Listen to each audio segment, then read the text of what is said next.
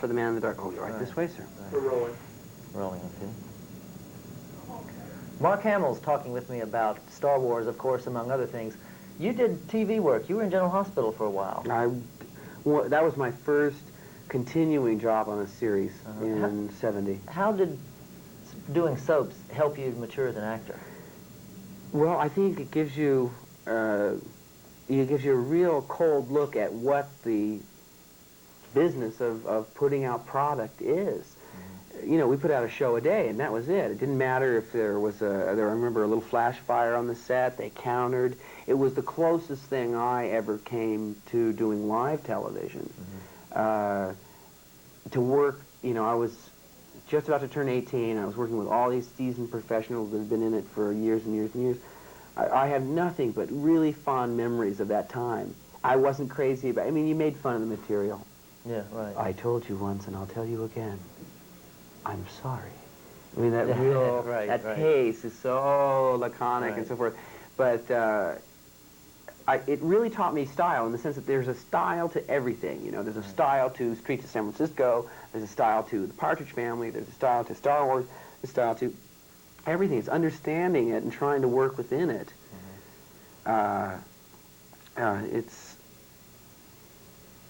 It was a great education. They move so fast. You know, you have cue cards and whatnot, but I was too scared. You know, I was coming right from college theater into that, and I knew all my lines backwards and forwards. And yet I remember one time there was a guy who was actually fired at about 10 in the morning. Get out, and the whole scene, you know, all awful. Sure. But he was in our scene. It was me, him, and Ann Wyndham, who played my sister. And, so I had 45 minutes. They turned his whole part into a telephone call, sort of a Bob Newhart one-sided. What's that you say, Mrs. Fetterman? You say you already made a left turn? It was like that, but, I mean, to have the whole cast come and crowd around and be real supportive, and then to bring it off, I mean, these are things that I'm glad I had a chance to do that, really. You, of course, have done some theater all along, and since Star Wars, you've done Elephant Man, for instance. Do you find that people have trouble, I know critics do sometimes, that people tell you they have trouble with seeing you as anything but Luke Skywalker? Well, let's see. I'll have to take both.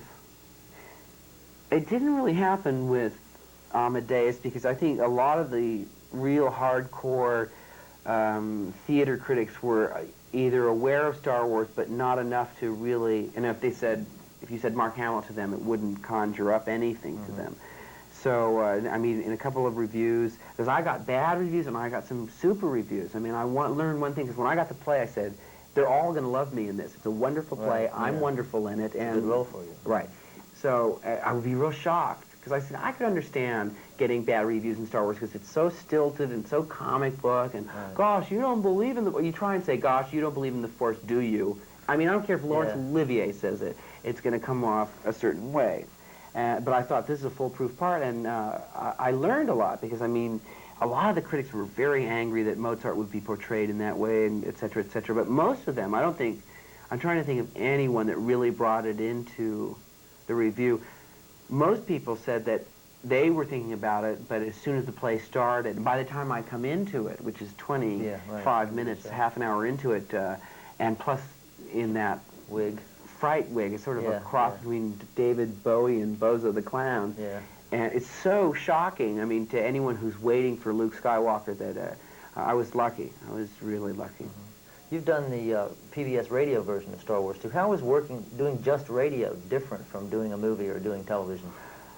I wanted to do the radio version mostly because it was reaching an audience of shut-ins and people that couldn't afford to go to the movies. Frankly, I mean, you get letters from these kids. They know the whole story. I don't know how. They know how much I want the Millennium Falcon, $39.95. I want Y-Wing Commander. And you really feel bad because, you know, these are underprivileged kids. It was our version of a free concert. Also, too, I didn't really want someone else to play my part. You have to let go somewhere, because finally when the Disney people were going to do all the children's storybook records, you know, I couldn't carry it so far. I wanted Carrie and Harrison to do the radio. Harrison was working. Carrie had other reasons. All I'm saying is that I thought it would be a great gesture on our part.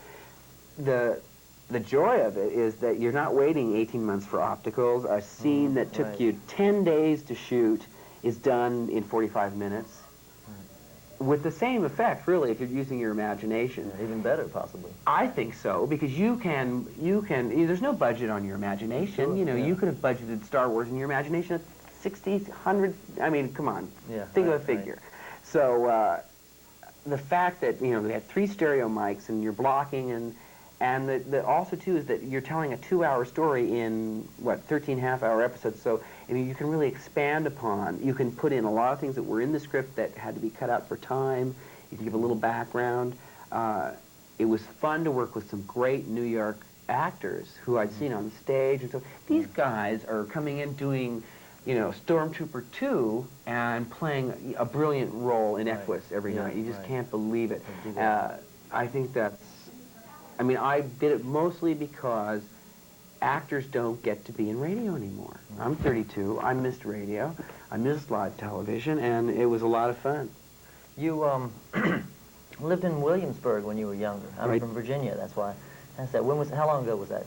Well, my father was in the Navy, so I was 4, 5, 6, and almost 7 in Williamsburg, and then we lived briefly in Norfolk.